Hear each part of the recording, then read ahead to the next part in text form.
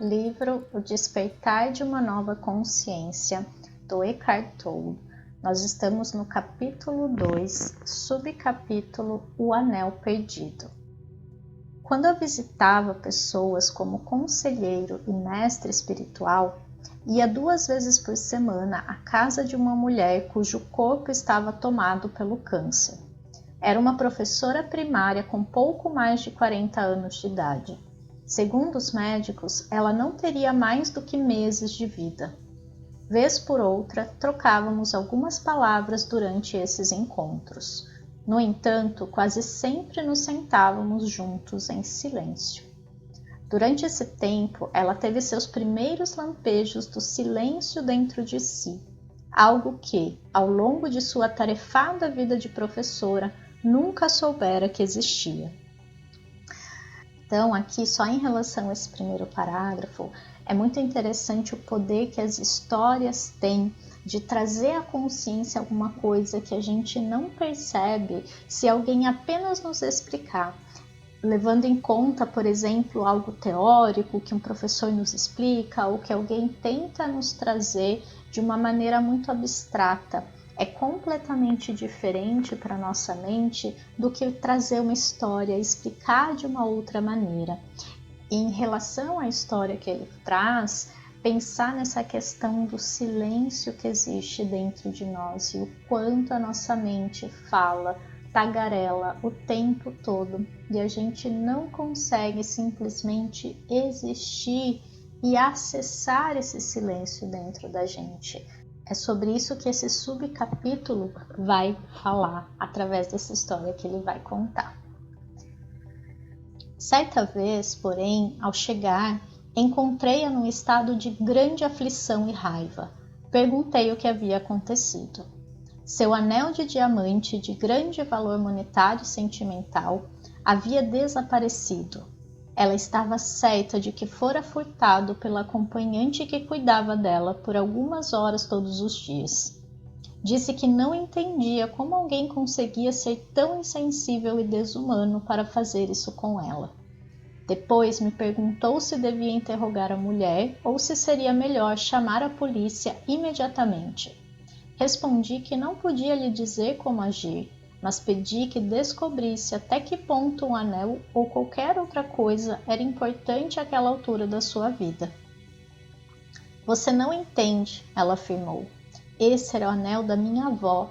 Eu o usava todos os dias e só parei porque fiquei doente e minhas mãos começaram a inchar. É mais do que um simples anel para mim. Como posso não estar aborrecida? A rapidez da sua resposta, a raiva e a atitude defensiva em sua voz eram indicações de que ela ainda não se tornara presente o suficiente para olhar para dentro, desprender sua reação de um acontecimento e observar ambos. A raiva e a atitude defensiva que demonstrou eram sinais de que o ego ainda falava por seu intermédio. Eu disse: vou lhe fazer algumas perguntas, mas em vez de dizer algo agora, veja se consegue encontrar as respostas dentro de você. Farei uma pausa depois de cada uma delas. Quando surgir uma resposta, talvez ela não venha necessariamente na forma de palavras. Estou pronta para escutar. Eu perguntei. Você compreende que terá que abandonar o anel em algum momento, talvez brevemente? De quanto tempo mais você precisa antes de estar pronta para se desvencilhar desse apego?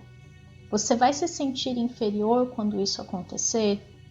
A pessoa que você é se tornou diminuída pela perda? Houve alguns minutos de silêncio depois da última indagação.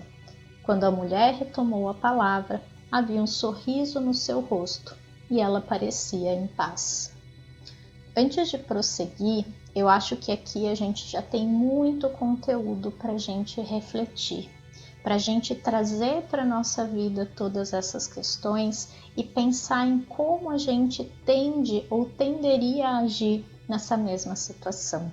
Quando a gente acha que alguém está nos passando para trás, quando a gente acha que alguém está nos passando para trás, quando a gente coloca na nossa cabeça uma ideia, uma história e fica apegada a ela, ou a objetos, inclusive, que a gente não desapega de jeito nenhum. O que faz, por exemplo, eu ter várias roupas no meu armário e algumas eu doar com facilidade, eu emprestar para alguém se alguém precisar, talvez nem queira de volta, e outras roupas eu não consiga não apenas não doá-las, como ao menos usá-las muitas vezes. Tamanho meu apego, como se eu não quisesse nem estragá-las, desgastá-las, sabendo que o tempo vai fazer isso por si só. Às vezes a gente não usa uma coisa por um tempo e depois a gente percebe como uma traça comeu ou como ficou mais desbotado, mesmo que a gente não tenha usado. Tudo está se desfazendo o tempo todo. Os átomos, eles têm o seu decaimento, digamos assim. Isso se chama entropia na física, que é essa tendência ao caos, digamos assim, atômico, né? Pensando no nível molecular e atômico. Então as coisas elas vão se desgastar. Tudo que você olhar ao seu redor agora, todos os objetos que você vê, a roupa que você está vestindo, tudo isso um dia vai sumir, vai desaparecer, vai se tornar velho, vai desgastar, vai ser corroído pelo tempo, principalmente.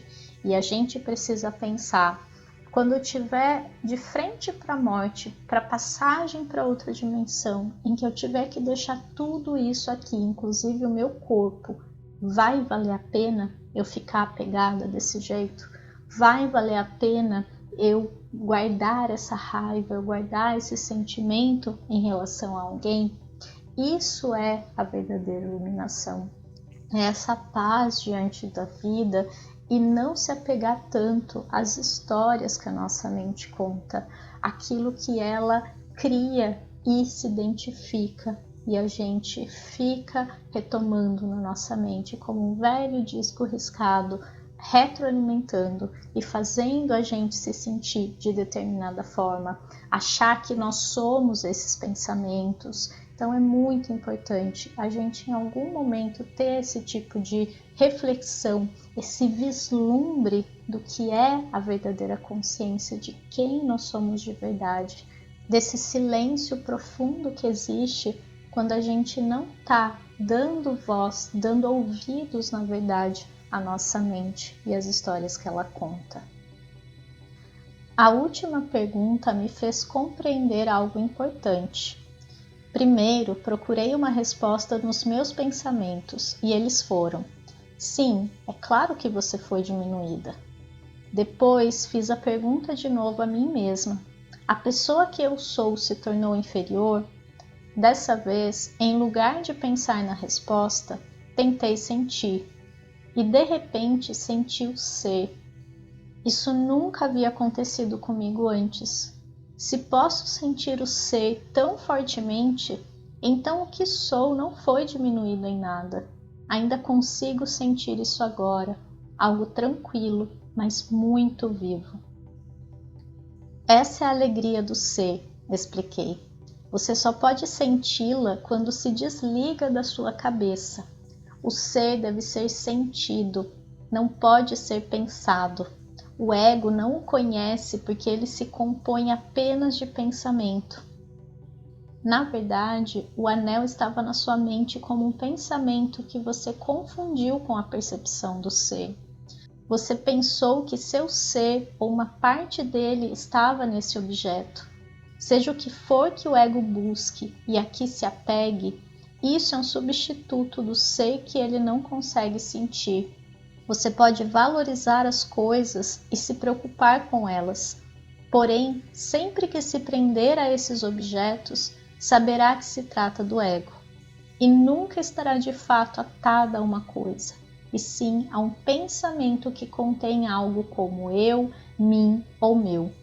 Toda vez que você aceita completamente uma perda, o ego é suplantado e quem você é, o ser que é consciente de si mesmo, aparece. Aqui a gente tem um conteúdo muito profundo e que talvez a gente ainda precise tirar camadas nossas da frente para entender o verdadeiro significado desse parágrafo, do que ele realmente quer dizer com acessar o nosso ser com S maiúsculo. A alegria, a paz, a sensação de plenitude que essa sensação traz. E ele fala basicamente dessa diferença de que o ser vem do sentir, de que a vida ela só faz sentido quando ela é sentida, quando a gente acessa uma dimensão mais profunda nossa, que está em paz com a vida, porque ela está diretamente conectada com o que a vida é, com aquilo que a gente esteja vivendo. Só que a nossa mente, o nosso ego, ela vai experienciar a vida através do pensamento. Então ela sempre vai tentar se identificar com as coisas, analisar a realidade através do pensamento e vai se apegar à ideia que ela tem sobre as coisas. Então o ego é esse conjunto de ideias e pensamentos. Ele é aquilo que eu acredito que eu sou e que o mundo é. Então ele vai muito para o eu, ele vai muito para o meu, ele vai muito para essa ideia de que o mundo gira ao meu redor. Por outro lado, quando a gente está no ser, a gente sabe, a gente sente que está conectado com a vida num nível muito mais profundo. E não que a vida acontece do meu ponto de vista, e sim que eu faço parte de uma vida, de uma energia muito maior que eu. Só que essa percepção, ela só acontece quando a gente vai se desligando dessa mente, dos julgamentos que ela faz, das ideias que ela tem, das histórias que ela conta o tempo inteiro sobre a realidade, sobre os outros e sobre a gente mesmo. Ela disse: agora compreendo uma frase de Jesus que antes não fazia sentido para mim. E ao que te tirar a capa, não impeças de levar a túnica também. Está certo, concordei. O que não quer dizer que você nunca deva trancar a sua porta.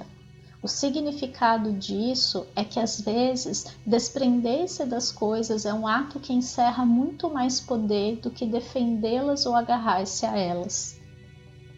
Nas suas últimas semanas de vida, à medida que seu corpo ia ficando cada vez mais fraco, essa mulher se mostrava mais radiante, como se uma luz brilhasse através dela. Desfez-se da maioria dos bens, chegando a dar alguns deles para a pessoa a quem atribuíra o furto do anel. Toda vez que ela doava algo, sua alegria aumentava. Quando sua mãe me ligou para dizer que ela se fora, também mencionou que, após a morte da filha, o anel fora encontrado no armário de remédios do banheiro. Será que sua acompanhante havia devolvido o anel ou ele estivera lá o tempo todo? Ninguém jamais saberá. De uma coisa, porém, temos certeza: a vida nos proporcionará todas as experiências que forem as mais úteis à evolução da nossa consciência. Como saberemos que determinada experiência é aquela de que necessitamos? Porque ela será a experiência pela qual estaremos passando no momento. Esse capítulo está se mostrando bastante profundo, né, com essa história dessa mulher, e o quanto isso mostra que a gente vai estar sempre vivendo as experiências necessárias para a evolução da nossa consciência. Tudo aquilo que acontece na nossa vida é para a nossa evolução. É para que a gente saia desse lugar do ego, da mente, das minhas crenças a respeito das coisas e dê um passo além, seja no sentido de desapegar dessas velhas ideias, seja no sentido de olhar sob um outro ângulo, e tudo isso para que a gente possa, no final das contas, acessar a camada mais profunda de quem a gente é de verdade. Seja lá o que você estiver vivendo nesse momento, é a experiência justa para você, para o seu nível de consciência, para você despertar para algo muito mais profundo do que essa experiência em si. A experiência ela é apenas um degrau, ela é apenas uma porta para algo muito maior e que a gente só vai perceber quando a gente soltar a visão do ego que a gente tem sobre isso. Quando a gente se permitir ver além e entender o que a gente precisa aprender com isso, o que a gente precisa perceber com os olhos da consciência, que a gente por enquanto está olhando apenas com os olhos do ego. É esse convite que eu deixo para você como exercício, né, prático, que eu sempre gosto de passar, para você ir além daquilo que você está experienciando nesse momento, entendendo, percebendo de verdade o que tudo isso quer trazer para você. E no fundo, para todos nós, a única coisa que está acontecendo é essa evolução da nossa consciência. Nós estamos indo todos em direção não só a esse despertar da consciência, mas a essa união de consciências, essa união com a consciência maior que existe. É errado então termos orgulho dos nossos bens ou ficarmos ressentidos com as pessoas que têm mais do que nós? De maneira nenhuma. Esse sentimento de orgulho, de precisar aparecer, o engrandecimento aparente do eu por meio de mais do que e sua diminuição por meio de menos do que, não está certo nem errado. Isso é o ego. O ego não está errado, ele simplesmente não tem consciência disso. Quando o observamos em nós mesmos, estamos começando a superá-lo. Não devemos levá-lo muito a sério. Sempre que você detectar um comportamento egóico em si mesmo, sorria. Se possível, procure até mesmo dar uma risada. Como a humanidade pôde aceitar isso por tanto tempo? Acima de tudo, saiba que o ego não é pessoal. Ele não é quem você é. Se você o considerar um problema particular, isso é apenas mais ego. E assim a gente encerra mais esse subcapítulo. E a chave aqui desse último parágrafo é a gente aprender a olhar para o nosso ego com mais compaixão. A gente aprender a achar até engraçado a maneira, às vezes, como a gente leva tudo tão a sério e acha tudo difícil, um peso, um fardo, e a gente fica nessas elucubrações mentais.